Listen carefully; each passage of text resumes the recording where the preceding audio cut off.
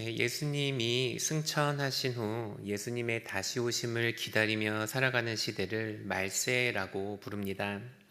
즉, 말세라는 것은 어떤 특정한 시대보다는 예수님이 다시 오실 때 하나님의 구원이 완성된다는 의미에서 예수님의 다시 오심을 기다리며 살아가는 모든 시대를 가리킨다 할 수 있습니다. 그런데 오늘날 우리 시대를 돌아보면 이 말세라는 것이 오늘 우리가 살고 있는 이 시대를 말하고 있는 것은 아닌지 의심이 들게 할 때가 있습니다. 마태복음 24장을 보면 제자들이 예수님께 찾아가 이렇게 물었습니다. 예수님, 세상의 마지막 날 이 말세의 징조는 어떻습니까? 예수님께서는 이렇게 대답하셨습니다. 마지막 날에 너희들은 난리와 난리 소문을 들을 것이다. 민족이 민족을 대적하고 나라와 나라가 대적하며 곳곳에 기근이 일어나고 지진이 있을 것이다. 또 사도 바울은 디모데에게 보낸 편지에서 말세를 이렇게 설명했습니다. 사람들이 자기를 사랑하며 돈을 사랑하며 교만하며 비방하며 부모를 거역하며 감사하지 아니하며 거룩하지 아니하며. 예수님과 사도 바울의 이 설명은 우리가 살아가고 있는 지금 이 시대를 표현한 것은 아닌지 착각하게 만들 정도입니다. 온갖 뉴스와 기사들을 보면 온 세계에서 일어나고 있는 전쟁과 재해 소식을 들을 수 있습니다. 우리나라만 해도 전국에서 산불이 일어나 최소 30명이 사망하고 4,800여 채의 주택과 농업시설이 파괴되었다고 합니다. 전 세계적으로 지진이 일어나고 태풍과 같은 자연재해가 온 세상을 뒤덮고 있습니다. 또한 자신을 사랑하고 돈을 사랑하며 부모를 거역하는 일들은 이 시대의 특정인들을 묘사하는 설명이 아니라 이 시대를 묘사하고 있는 설명에 가깝다라는 것을 우리 모두가 잘 알고 있습니다. 우리는 어쩌면 정말로 마지막 시대를 살아가고 있는지 모릅니다. 우리는 어쩌면 정말로 이 시대가 지나가기 전에 예수님의 다시 오심을 보게 될 줄도 모릅니다. 우리가 과연 어떻게 이 시대 가운데 우리의 믿음을 지키며 살아갈 수 있겠습니까?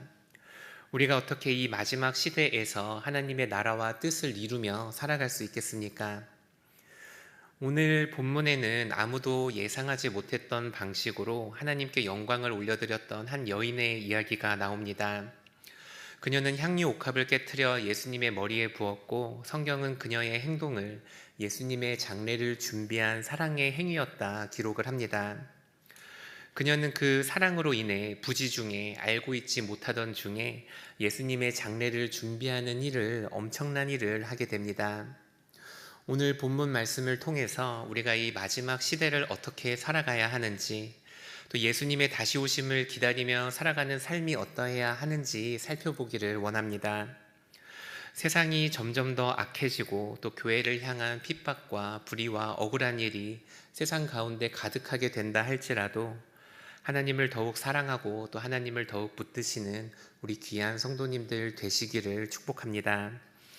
우리 지난 본문 말씀인데 마태복음 25장 1절 말씀을 함께 읽도록 하겠습니다. 25장 1절 말씀입니다. 그때 천국은 마치 등을 들고 신랑을 맞으러 나간 열 처녀와 같다 하리니. 예수님께서는 본문에 앞서서 마태복음 25장에서 세상의 마지막에 있을 일, 말세에 있을 일들을 가르치셨습니다. 예수님께서는 먼저 이 열 처녀의 비유를 통해 마지막 날이 갑작스럽게 임할 거라 말씀하셨습니다. 예수님께서는 그 날이 신랑이 밤중에 신부를 방문하듯이 갑작스럽게 일어날 것이기 때문에 우리가 항상 깨어 있어야 한다고 말씀하셨습니다. 둘째로 예수님은 마태복음 25장에서 달란트 비유를 통해 예수님의 다시 오심을 기다리는 동안 성도들은 하나님께서 우리에게 맡겨신 그 사명들에 책임을 다해야 한다 가르치셨습니다. 그리고 셋째로 예수님께서는 정말로 세상의 마지막 날이 올 텐데 그 마지막 날에는 하나님의 심판이 있을 거라 말씀하셨습니다. 예수님께서 이렇게 말세에 관한 가르침들을 다 마치신 후에 오늘 본문 말씀이 시작이 됩니다. 우리 함께 마태복음 26장 1절에서 2절 말씀을 함께 읽도록 하겠습니다.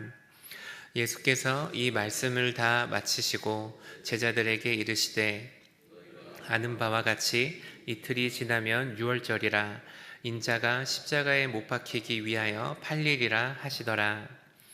우리가 오늘 읽은 본문 말씀은 세 단락으로 이루어져 있습니다. 1절에서 5절까지가 첫 단락으로 예수님께서 자신이 십자가에 못 박히실 거라 이야기를 하십니다.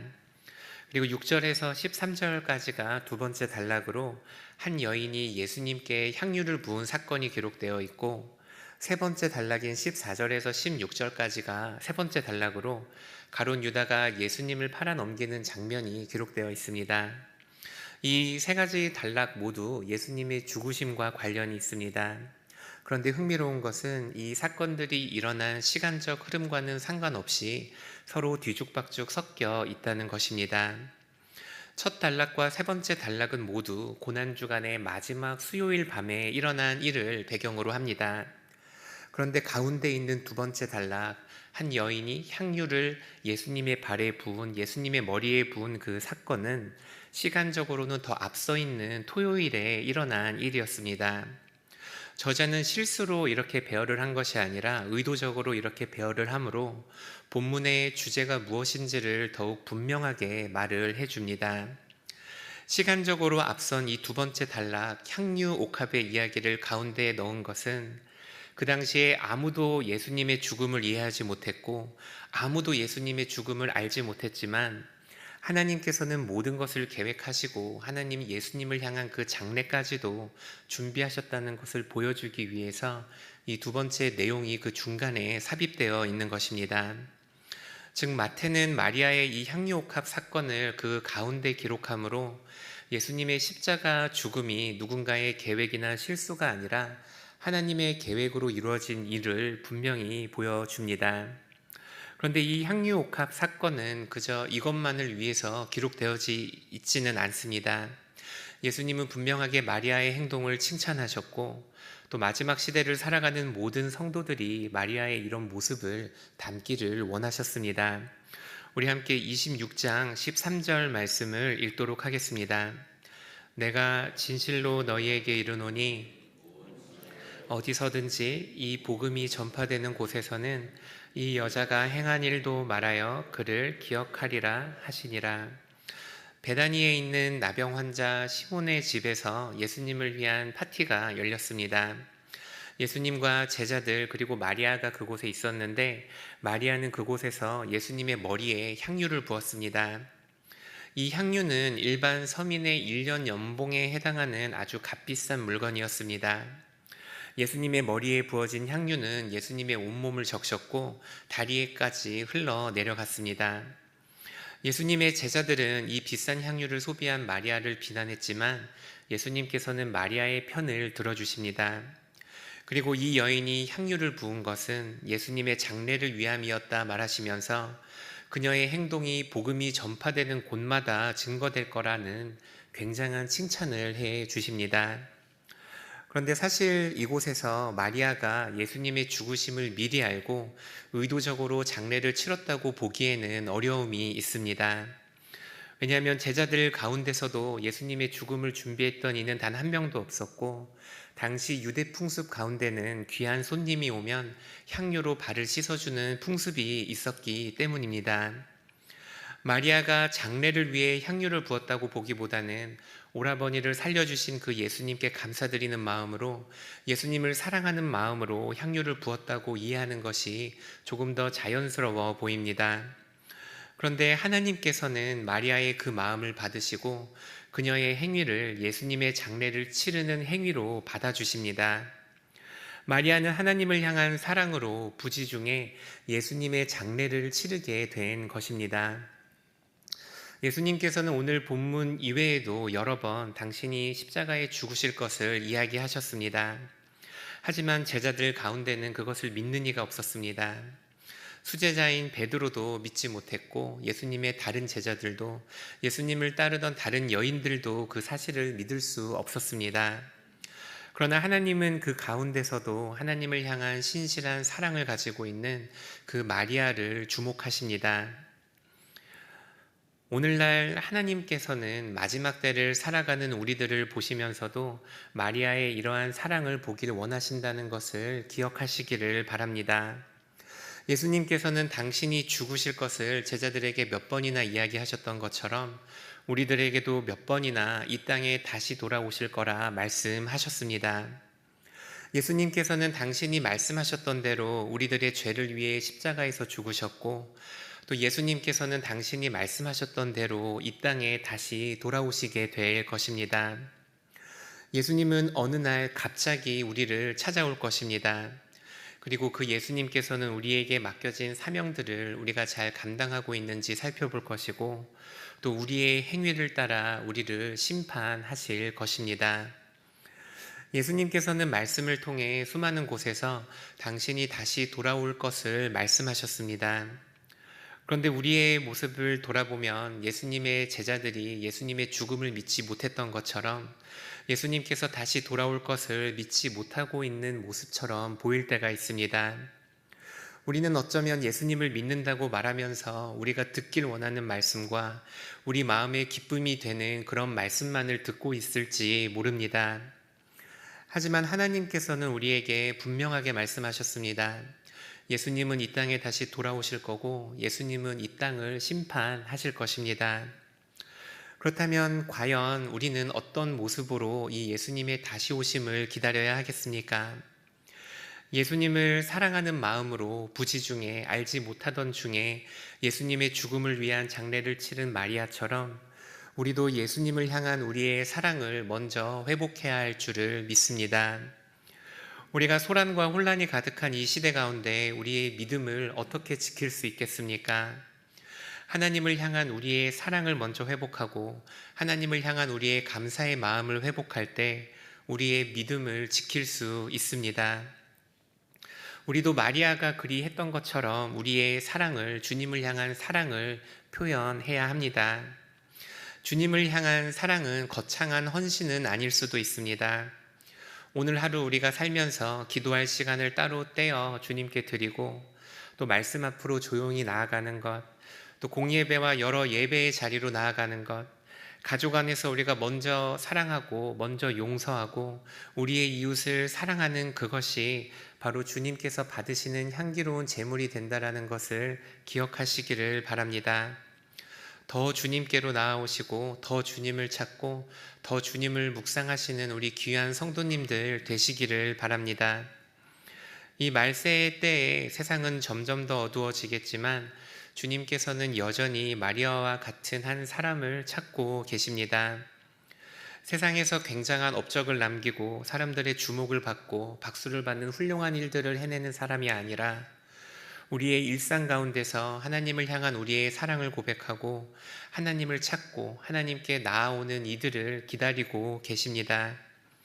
우리 서울시민교회 성도님들이 마리아와 같이 하나님께서 마지막 때에 찾으시는 그런 성도님들이 되기를 축복합니다. 우리는 지금 분명하게 이 말세의 시대, 곧 예수님께서 다시 오실 그날을 기다리며 살아가고 있습니다. 세상은 점점 더 어두워질 거고 혼란과 불의와 재앙이 이 땅에 가득하게 될 텐데 하나님께서는 여전히 우리를 통해 그분의 나라를 이루어 가시기를 원하신다는 것을 기억하시기를 바랍니다. 하나님께서 찾으시는 사람은 주님 앞에 우리의 마음을 내어드릴 줄 아는 사람입니다. 하나님을 향한 마음을 표현하고 하나님을 향한 사랑을 고백하고 오늘 우리의 삶 가운데 다른 일들을 제쳐두고 하나님 앞에 나아갈 수 있는 사람을 찾고 계십니다. 주님을 향한 사랑 하나로 내게 가장 귀한 것도 하나님께 내어드릴 수 있는 그런 사람들을 찾고 계신다는 것을 기억하시기를 바랍니다. 오늘 우리 본문에 나오는 마리아는 장례를 계획하지도 않았고 장례를 준비하지도 않았습니다. 이 마리아는 그저 예수님을 사랑해서 내가 갖고 있는 그 마음을 예수님께 드렸을 뿐입니다. 하지만 그 사랑을 하나님께서 받아주시고 복음이 전해지는 모든 곳에서 전파될 수 있는 놀라운 헌신으로, 놀라운 간증으로 바꾸어 주셨습니다. 하나님께서는 오늘날 우리에게도 똑같이 물으십니다. 너는 나를 사랑하냐고 예수님께서는, 하나님께서는 물으십니다. 오늘 본문 말씀을 통해서 이 질문 앞에 우리의 삶을 돌아보아야 합니다. 오늘 이 시간에 마리아처럼 또 우리의 그 마음을 주님 앞에 드리는 귀한 성도님들 되시기를 축복합니다. 예수님의 다시 오심은 반드시 이루어질 약속입니다. 그 날이 지금도 가까워 오고 있습니다. 이 악한 시대 가운데서도 주님을 더욱 사랑하고 또 주님을 기다리고 또 주님 앞에 우리가 갖고 있는 이 향유를 깨트릴 수 있는 우리 귀한 서울시민교회 성도님들 되시기를 축복합니다. 주기도문으로 마치도록 하겠습니다. 하늘에 계신 우리 아버지, 아버지의 이름을 거룩하게 하시며 아버지의 나라가 오게 하시며 아버지의 뜻이 하늘에서와 같이 땅에서도 이루어지게 하소서. 오늘 우리에게 일용할 양식을 주시고 우리가 우리에게 잘못한 사람을 용서하여 준 것 같이 우리 죄를 용서하여 주시고 우리를 시험에 빠지지 않게 하시고 악에서 구하소서. 나라와 권능과 영광이 영원히 아버지의 것입니다. 아멘.